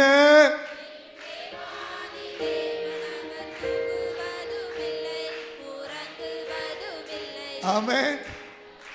என்னப்பா? உண்டாக்கினாப்பா. அம்மா உண்டானாங்க இல்லையா? உண்டாக்கினாப்பா அவர்தான். ஆமென். என் பிள்ளை அப்படி நீ உரிமை பாராட்டுற ஒரே அப்பா அவர்தான். ஆமென். அல்லேலூயா. உன்னை உண்டாக்கின தெய்வம், உன்னை ஜெனிப்பித்த கண்மலை, உன்னை ஆட்கொண்ட பிதா அவர் அல்லவா? உன்னை ஆட்கொண்ட பிதா அவர் அல்லவா? ஆட்கொண்டு நடத்துகிறார் அதிசயமாய், உருவாக்கி மகிழுகின்றார் ஒவ்வொரு நாளும். கேட்பதை கொடுத்திடுவார், தட்டும்போது திறந்திடுவார்.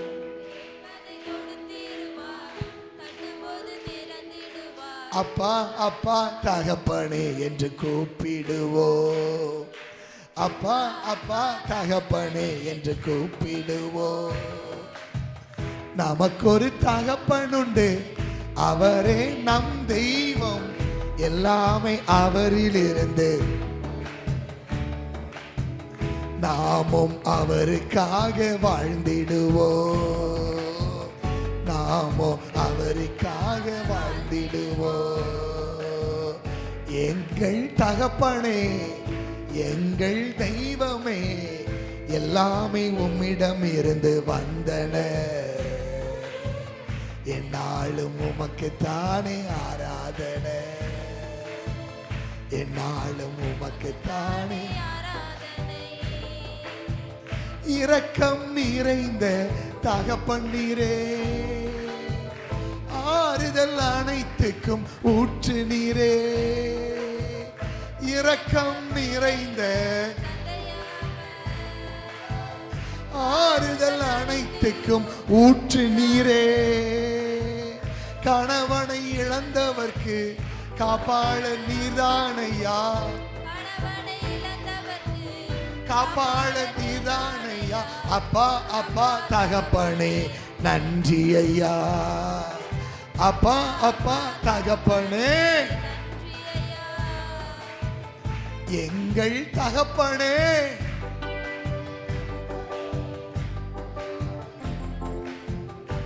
அது அப்படி இல்லையோ? என்னாலும் உமக்குத்தானே, என்னாலும் உமக்குத்தானே. ஏம்மா அப்படி இருக்குமா? பின்னால பாருங்க, கண்களை ஏறெடுத்து பாருங்க. ஆமென். அல்லேலூயா. சொல்லுங்க, பிதாவாகிய ஒரே தேவன், பிதாவாகிய ஒரே தேவன், அப்பாவாகிய ஒரே தெய்வம் எனக்கு உண்டு. எத்தனை பேர் சொல்லுங்க எனக்கு உண்டு? எங்க அப்பாவும் அவர்தான், எனக்கு தெய்வமும் அவர்தான். எங்க அப்பா தான் எனக்கு தெய்வம், எங்க அப்பா தான் எனக்கு எல்லாமே. எனக்கு இதை கற்றுக் கொடுத்தாருங்க, எனக்கு கற்றுக் கொடுத்தார். இந்த பூமிக்குரிய தகப்பனுக்கு பிள்ளையா இருக்கதா நினைச்சேன்னா, அந்த தகப்பன் உண்டாக்கின சாபத்தின் பிள்ளையா மாறிடுவா. உண்டாக்கின தகப்பன் அவர் அல்லவா? இந்த பூமிக்குரிய தகப்பன் நமக்கு ஆசீர்வாதத்தை சேர்த்து வைக்கல, ஆனா கல்வாரி சிலுவையினால் என் சாபங்களை எல்லாம் அவர் உடைத்தார். தலைமுறை சாபங்களை எல்லாம் உடைத்தார். தாத்தா பாட்டி முற்பிதாக்களுடைய பாவத்தினால உண்டான சாபம், அது எப்படி எனக்கு வரும் அப்படின்னு சில நினைக்கிறீங்க. அது எப்படி எனக்கு வரும்? அவங்க செஞ்ச பாவத்துக்கு அந்த சாபம் எனக்கு வருமா? அது எப்படி வரும் அப்படின்னு நினைக்கிறீங்க. உங்க தாத்தாவுக்கு குத்திரமாஞ்சா பக்கத்துல ஒரு 5 ஏக்கர் இடம் கிடக்கான். உங்க தாத்தாக்கு ஒடுவியலா வாரிசு சர்டிபிகேட் எடுத்து, வாரிசு படி அது யாருக்கு சொந்தம்? ரொம்ப நாளா அது தெரியவே செய்யாது, இப்பதான் தெரியும், அதனால எனக்கு கிடையாது அப்படின்னு சொல்லுவீங்களா? அரசாங்கம் சொல்லுமா? இல்லை. நீங்க வாரிசு சர்டிபிகேட் எடுத்த உடனே அந்த தாத்தா ஒரு 100 வருஷத்துக்கு முன்னாடி தாத்தா சம்பாதிச்ச சொத்து அது, அது வாரிசுப்படி 100 வருஷத்துக்கு முன்னாடி தாத்தா சம்பாதிச்சதுனால வாரிசுப்படி உங்களுக்கு தான் சொந்தம், நீங்க தான் அதை அனுபவிக்கணும். என்ன ஜாலி வருதா? ஆமா. அப்ப அவர் சேர்த்து வச்ச சாபம் வாரிசுபடி, அவர் சேர்த்து வச்ச சாபம் வாரிசுபடி, வாரிசு சர்டிபிகேட் படி. அதனாலதான் இது நமக்கு வேண்டாம். எனக்கு ஒரு தகப்பன் உண்டு, அவரே என் தெய்வம், எல்லாமே அவரிடமிருந்து வந்தன, என்னாலும் உமக்கு தானே, என்னாலும் உமக்கு தானே. நமக்கு ஒரு தகப்பன் உண்டு, அவரே நம் தெய்வம், எல்லாமே அவரில் இருந்து வந்தன, நாமோ அவருக்காக, நாமோ. ஆமென். தேவைகளை அறிந்த அப்பா. இந்த அப்பா எப்படிப்பட்டவர் தெரியுமா? அவர்தான் இந்த அறிவு நிறைய பேர்ட்ட இல்லை. கொரிந்தியர் 1 கொரிந்தியர் 8ஆம் அதிகாரம் 6ஆம் வசனம், பிதாவாகிய ஒரே தேவன் நமக்கு உண்டு, அவராலே சகலமும் உண்டாயிருக்கு. சகலமும் உண்டாயிருக்கு. குத்திரபாஞ்சான் பக்கத்துல இல்ல, குத்திரபாஞ்சானையே உண்டாக்குனவர் அவர்தான். ஆமென். அவராலே சகலமும் உண்டாயிருக்கிறது, அவருக்கென்று நாமும் உண்டாயிருக்கிறோம். அவருக்கென்று, அவரால தான் நம்ம உண்டானோம். ஆமென். இயேசு கிறிஸ்து என்னும் ஒரே கர்த்தர் நமக்கு உண்டு, அவர் மூலமாய் சகலமும் உண்டாயிருக்கிறது, அவர் மூலமாய் சகலமும் உண்டாயிருக்கிறது, அவர் மூலமாய் நாமும் உண்டாயிருக்கிறோம், நாமும் உண்டாயிருக்கிறோம். ஆகிலும் இந்த அறிவு எல்லாரிடத்திலும் இல்லை. உங்ககிட்ட இருக்கா? உங்ககிட்ட இருக்கா? இந்த அறிவு எல்லாரிடத்திலும் இல்லை. எல்லா விசுவாசிட்டையும் இல்லையே, எல்லா ஊழியக்காரங்க கிட்டையும் இல்லையே, எல்லா மக்கள்கிட்டையும் இல்லையே. உங்ககிட்ட இருக்கா? இன்னைக்கு வந்துச்சா? இன்னைக்கு தெரிஞ்சுதா? யாருடைய சொத்துக்கு பங்காளியா இருக்க விரும்புறீங்க? இயேசு கிறிஸ்து மூலமாய் உடன் சுதந்திரர். ஆமென். அவர் மூலமாய் தேவனுடைய பிள்ளையாய் மாறி இருக்கிறோம். இந்த அறிவு எல்லார்ட்டையும் இல்லை. உங்ககிட்ட இருக்குன்னா, உங்க அப்பா இப்படிப்பட்டவர் தெரியுமா? உங்க அப்பா எப்படிப்பட்டவர் தெரியுமா? உங்க அப்பா எப்படிப்பட்டவர் தெரியுமா? ஸ்தோத்திரம். வேதம் சொல்லுகிறது அப்பா எப்படிப்பட்டவரா? ஸ்தோத்திரம். 2 கொரிந்தியர் 1ஆம் அதிகாரம், ஸ்தோத்திரம், 3வது வசனம். நமது கர்த்தராகிய இயேசு கிறிஸ்துவின் பிதாவாகிய தேவனும், நமது கர்த்தராகிய இயேசு கிறிஸ்துவின் பிதாவாகிய தேவனும், இரக்கங்களின் பிதாவும், இரக்கங்களின் பிதா. எப்படிப்பட்டவர்? அவர் எப்படிப்பட்ட அப்பா சொல்லுங்க. இந்த ஊர்ல நம்ம அப்பாவுக்கு இரக்கமே இருக்காது, ஆனா நம்ம ஏசப்பா இரக்கமுள்ள அப்பா.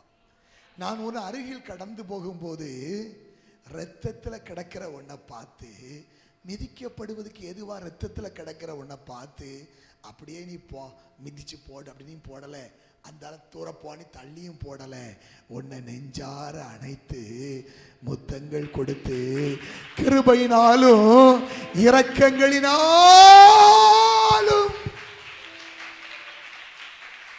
முடிசூட்டிய இரக்கங்களின் பிதா, இரக்கங்களின் பிதாவும் சகலவிதமான ஆறுதலின் தேவனுமாய் இருக்கிறவருக்கு ஸ்தோத்திரம். எப்பவும் ஆறுதல் படுத்துகிறாப்பா.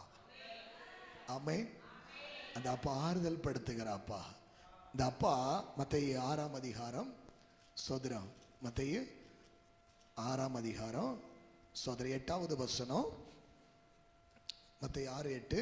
அவர்களைப் போல நீங்கள் செய்யாதிருங்கள், உங்கள் பிதாவை நோக்கி, உங்க அப்பாவை பார்த்து நீங்கள் வேண்டிக் கொள்ளுகிறதற்கு முன்னமே உங்க அப்பா கிட்ட எனக்கு என்னது வேணும்னு கேட்கறதுக்கு முன்னாடி உங்களுக்கு இன்னது தேவை என்று அவர் உனக்கு என்னது வேணும்னு அறிந்திருக்கிற அப்பா.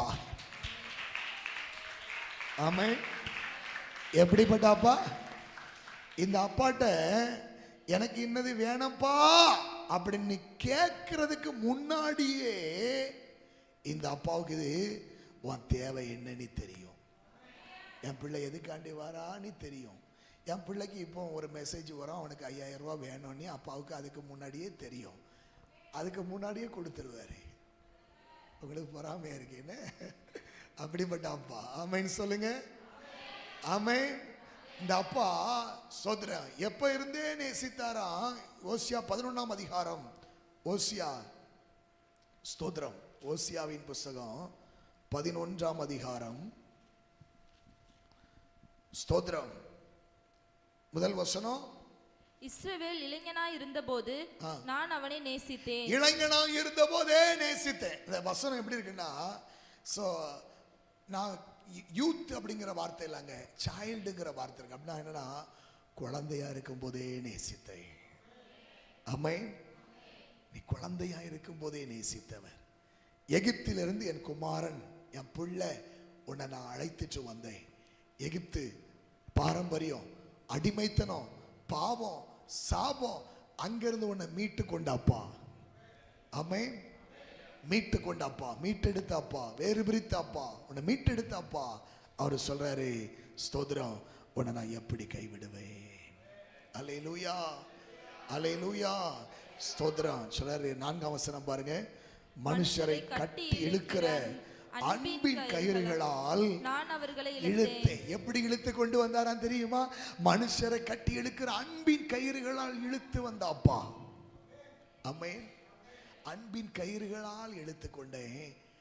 உன் மேல இருந்த கழுத்துக்கு மேல இருந்த நுகத்தடிய எடுத்து போடுகிறவரை, பாவம், சாபம், அது மனசுல நிம்மதி இல்லாம இருந்துட்டு இருந்துச்சுல்ல, அந்த நுகத்தடியை எடுத்து போட்டு அவர்கள் பட்சம் சாய்ந்து அவர்களுக்கு ஆகாரம் கொடுத்தேன். ஆகாரம் கொடுத்தேன். ஆமென். ஸ்தோத்திர. ஆகாரம் கொடுத்த ஆட்கொண்ட பிதா. உபாகமம் 32:5 படிங்க. உபாகமம் 32:5. ஸ்தோத்திரம். சீக்கிரமா. உபாகமம் 32. அவர்களோ தங்களை கெடுத்துக் கொண்டார்கள், அவர்கள் அவருடைய பிள்ளைகள் அல்ல, இதுவே அவர்கள் காரியம். அவர்கள் மாறுபடும் தாறுபார் உள்ளது. சொல்றாரு 6ஆம் வசனம். விவேகம் இல்லாத மதிகட்ட ஜனங்களை எப்படியா கர்த்தருக்கு பதிலளிக்கிறீர்கள்? உன்னை ஆட்கொண்ட பிதா அவர் அல்லவா. எப்படிப்பட்டாப்பா? உன்னை ஆட்கொண்ட பிதா அவர் அல்லவா. உன்னை ஆட்கொண்ட பிதா அவர் அல்லவா. நீ கேட்பதை கொடுக்கிறவர். மத்தேயு 7ஆம் அதிகாரம் 7ஆம் வசனம் இப்படி ஆய் சொல்லுகிறது. அப்பா எப்படிப்பட்ட அப்பா தெரியுமா? ஸ்தோத்திரம். மத்தேயு 7:7. ஸ்தோத்திரம். கேளுங்கள், அப்பொழுது உங்களுக்கு கொடுக்கப்படும். தேடுங்கள், அப்பொழுது கண்டடைவீர்கள். தட்டுங்கள், அப்பொழுது 11 வாமா, 11 வாசிங்க. ஆகையால் பொல்லாதவர்களாகிய நீங்கள் உங்கள் பிள்ளைகளுக்கு நல்ல ஈவுகளை கொடுக்க அறிந்திருக்கிற போது பரலோகத்தில் இருக்கிறவங்க அப்பா, பரலோகத்தில் இருக்கிறவங்க அப்பா அவரிடத்துல வேண்டிக் கொள்ளுகிற உங்களுக்கு நன்மையானவைகளை கொடுப்பது, நன்மையானவை கொடுப்பது. எது பெட்டரோ, எது பெஸ்டானதோ, ஆமா, நீ செலக்ட் பண்றது இல்ல, அப்பா கொடுக்கிறது பெஸ்டானது. அப்பா கொடுக்கிறது ஆசீர்வாதமானது. உனக்கு நன்மையானதை கொடுப்பது அதிக நிச்சயம் அல்லவா? அதிக நிச்சயம் அல்லவா? பரலோகத்தில் இருக்கிற அப்பா பெஸ்டானதை உங்களுக்கு தர்றாப்பா, பெஸ்டானதை கொடுக்கிறாப்பா. இந்த ஃபாதர்ஸ் டேல நான் எங்க அப்பா பரலோகத்தில் இருக்கிறார். ஆமென். என்னை ஆட்கொண்ட பிதா அவர், இரக்கம் நிறைந்த தகப்பன். என் சாபங்களை எல்லாம் சுமந்து கொண்டாப்பா. உலக பிரகாரமான தகப்பன் மூலமாய் வந்த சாபங்கள், முன்னோர் மூலமாய் வந்த சாபங்கள் எல்லாவற்றையும் அவர் தலைமையில சுமந்தார் நம்மை மீட்கும்படியாக. எத்தனை பேர் இன்றைக்கு எனக்கு இந்த அப்பா போதும் நீ ஒப்பு கொடுக்க ஆயத்தமா இருக்கிறீங்க? அவருடைய நாமத்தின் மேல் விசுவாசம் உள்ளவர்களாய் அவரை ஏற்றுக்கொண்டவர்கள் எத்தனை பேரோ அத்தனை பேரும் தேவனுடைய பிள்ளை. அதிகாரம் கொடுக்கிறார். அதிகாரம் கொடுக்கிறார், அதிகாரம் கொடுக்கிறார். ஹல்லேலூயா. ஆட்கொண்டு நடத்துகிறார், அதிசயமாய் உருவாக்கி மகிழுகின்றார் ஒவ்வொரு நாளும். ஆட்கொண்டு நடத்துகிறார், அதிசயமாய் உருவாக்கி மகிழுகின்றார் ஒவ்வொரு நாளும். கேட்பதை கொடுத்திடுவார், தட்டும்போது திறந்திடுவார்.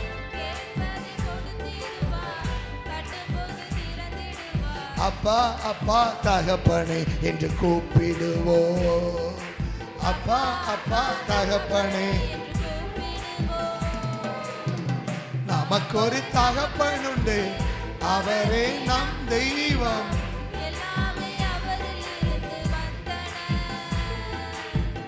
நாமோ அவருக்காக வாழ்ந்திடுவோம்.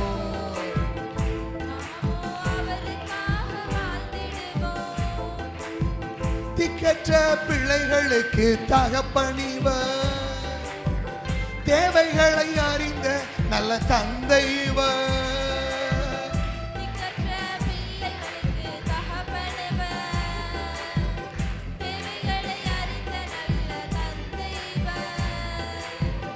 உணவு ஊட்டுகிறார், உடையும் உடுத்துகிறார்.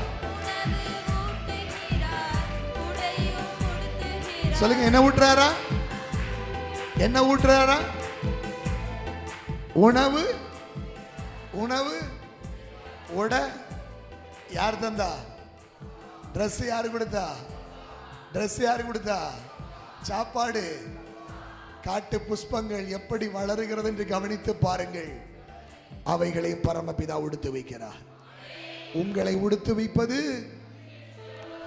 ஆகாயத்து பறவைகளை பாருங்கள், விதைக்கல அறுக்கல. ஐயா ஏன்னு பாட்டிட்டீங்க? விதைக்கல அறுக்கல, குறைச்சிக்கிடுங்க. ஆனா உங்கள் பரமபிதா அவைகளையும் பிழைப்பூட்டுகிறார், அவைகளை ஊற்றுறாரு. மத்தேயு சுவிசேஷம் 6ஆம் அதிகாரம், ஸ்தோத்திரம், மத்தேயு 6ஆம் அதிகாரம் 26ஆம் வசனம். 6:26, மத்தேயு 6:26. சீக்கிரமா. ஆகாயத்து பட்சிகளை கவனித்து பாருங்கள். ஆகாயத்து பட்சிகளை கவனித்து பாருங்கள். அவைகள் விதைக்கிறதும் இல்லை, அவைகள் விதைக்கிறதில்லை, அறுக்கிறதும் இல்லை, அறுக்கிறதில்லை, களஞ்சியங்களில் சேர்த்து வைக்கிறதும் இல்லை, களஞ்சியத்துல சேர்த்து வைக்கிறதே இல்லை. அவைகளையும் உங்கள் பரமபிதா அவைகளையும் அவைகளையும் உங்கள் பரமபிதா அவைகளையும் பிழைப்பூட்டுகிறார். சொல்லுங்க, எங்க பரமபிதா? ஏன் அப்பா?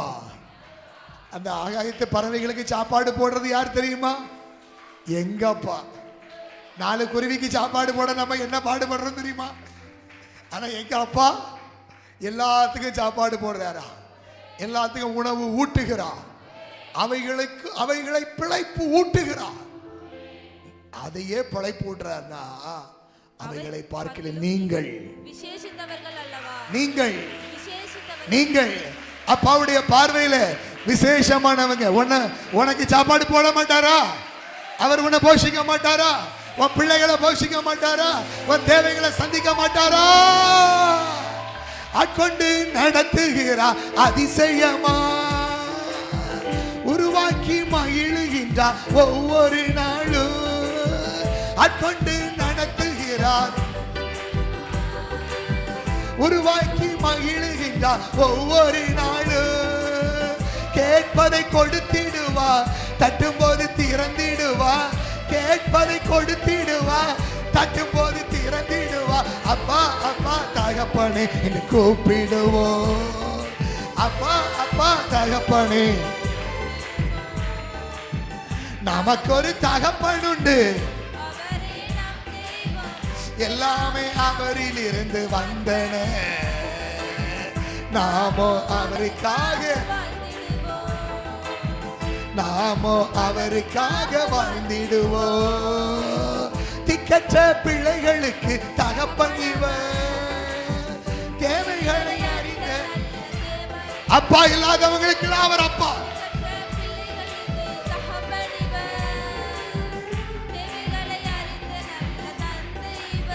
சங்கீதம் 68, சங்கீதம் 68:5. சங்கீதம் 68:5. தம்முடைய பரிசுத்த வாசஸ்தலத்தில் இருக்கிற தேவன், தம்முடைய பரிசுத்த வாசஸ்தலத்தில் இருக்கிற தேவன் திக்கற்ற பிள்ளைகளுக்கு தகப்பனும். யாருக்கெல்லாம் அப்பா இல்லையோ, இப்ப யாரெல்லாம் இங்க அப்பா இல்லாம இருக்கீங்களோ, யாருக்கெல்லாம் அப்பா சரியில்லையோ, யாருக்கெல்லாம் அப்பா இல்லையோ, அவங்க எல்லாருக்கும் அவர் அப்பா. அப்பா இல்லாதவங்களுக்கு எல்லாம், எனக்கு அப்பா இல்லையே, எங்க அப்பா இல்லையே. இன்னைக்கு ராஜம்மா அப்பா இருக்காருமா?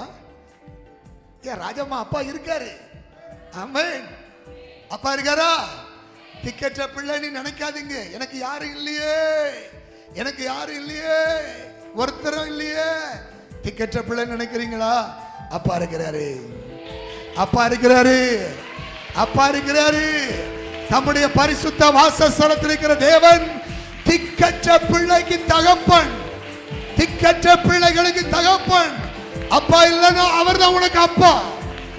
அப்பா இல்லாத பிள்ளைகளுக்கு எல்லாம் அவர் அப்பா. திக்கற்ற பிள்ளைகளுக்கு தகப்பன் இவர், தேவைகளை அறிந்த நல்ல தந்தை இவர். திக்கற்ற பிள்ளைகளுக்கு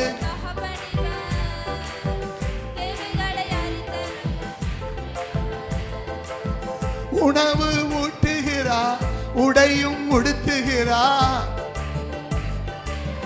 உடையும் உடுத்துகிறார். அப்பா அப்பா தகப்பனே என்று கூப்பிடுவோம், அப்பா அப்பா தகப்பனே என்று கூப்பிடுவோம். நமக்கு ஒரு தகப்பன் உண்டு, அவரே நம் தெய்வம். எல்லாமே அவரில் இருந்து வந்தன, நாமோ அவருக்காக வாழ்ந்திடுவோம், நாமோ அவருக்காக. இரக்கம் நிறைந்த தந்தை நீரே, ஆறுதல் அனைத்துக்கும் ஊற்று நீரே. சொல்லுங்க, இரக்கம் நிறைந்த ஆறுதல் அனைத்துக்கும் ஊற்று நீரே. கணவனை இழந்தவர்க்கு காப்பாள நீர்தானையா, கணவனை இழந்தவர்க்கு காப்பாள நீதானையா. அப்பா அப்பா தகப்பனே நன்றி ஐயா, அப்பா அப்பா தகப்பனே, எங்கள் தகப்பனே, எங்கள் தந்தையே, உம்மிடம் இருந்து வந்தன, என்னாலும் உமக்குத்தானே ஆராதனை, என்னாலும் உமக்குத்தானே ஆராதனை. குழந்தையாய் இருந்த போதே நேசித்தீரே, எகிப்தில் இருந்து என்னை அழைத்து வந்தீர். குழந்தையாய் இருந்த போது நேசித்தீரே, எகிப்தில் இருந்த என்னை அழைத்து வந்தீர். கரங்கள் பிடித்து கொண்டு நடக்க பழக்குகிறீர், கரங்கள் பிடித்து கொண்டு நடக்க பழக்குகிறீர். அப்பா அப்பா தகப்பனே நன்றி ஐயா, அப்பா அப்பா தகப்பனே, எங்கள் தகப்பனே, எங்கள் தந்தையே, எல்லாமே உம்மிடம் இருந்து வந்தன, என்னாலும் உமக்கு தானே ஆராதனை, என்னாலும் உமக்கு தானே. அன்பு கரங்களால் அணைத்துக் கொண்டீ, பரிவு என்னும் கயிறுகளால் பிணைத்துக் கொண்டீ, அன்பு கரங்களால் அணைத்துக் கொண்டீ, பரிவு என்னும் கயிறுகளால் பிணைத்துக் கொண்டீ. நுகத்தை அகற்றி விட்டீ, ஜெயத்தை தந்து விட்டீ, ஜெயத்தை தந்து விட்டீ. அப்பா அப்பா தகப்பனே நன்றி ஐயா, அப்பா அப்பா தகப்பனே.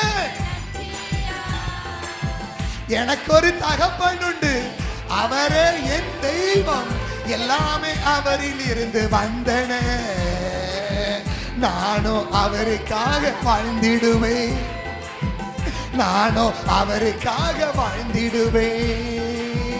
அக்கொண்டு நடத்துகிறார் அதிசயமா, உருவாக்கி மகிழ்கின்றார் ஒவ்வொரு நாளும். அக்கொண்டு நடத்துகிறார் அதிசயமா, உருவாக்கி மகிழ்கின்றார் ஒவ்வொரு நாளும். கேட்பதை கொடுத்திடுவார், தட்டும்போது திறந்திடுவார். அப்பா அப்பா தகப்பனே நன்றி ஐயா. அப்பா அப்பா தகப்பனே நன்றி ஐயா. எங்கள் தகப்பனே எங்கள் தந்தையே எல்லாமே உம்மிடம் இருந்து வந்தன. என்னாலும் உமக்குத்தானே, என்னாலும் உமக்குத்தானே. திக்கற்ற பிள்ளைகளுக்கு தகப்பன் நீரே. எத்தனை பேர் சொல்றீங்க திக்கற்ற நிலையில நான் வந்திருக்கிறேன்ப்பா. புருஷன் ஆதரவு இல்லை, பெத்தவங்க ஆதரவு இல்லை, திக்கற்ற பிள்ளையா நான் வந்திருக்கிறேன். எனக்கு அப்பா நீங்க தான், அப்பா நீங்க தான். திக்கற்ற பிள்ளைகளுக்கு தகப்பன் நீரே. ஆறுதல் அனைத்துக்கும் ஊற்று நீரே.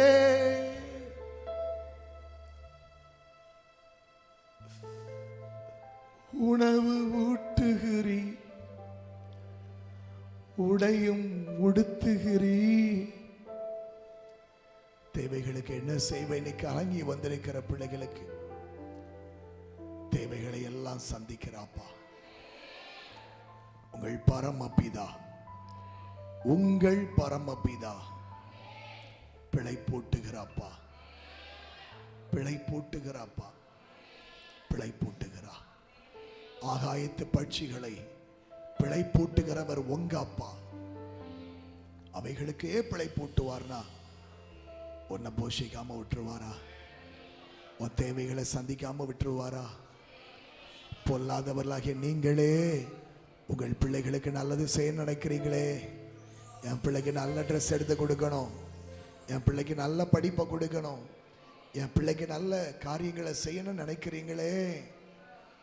பரலோகத்தில் இருக்கிற அப்பா நன்மையானவைகளை கொடுப்பது அதிக நிச்சயம் அல்லவா? அதிக நிச்சயம் அல்லவா? பரலோக தகப்பனே, இன்னைக்கு ஒரு தீர்மானம் எடுக்கிறீங்க, அவர் தான் என் அப்பா, என் அப்பா அவர் தான், என் தகப்பன் நீர் தான் ஐயா. எல்லாம் பார்த்து கொள்வீங்க.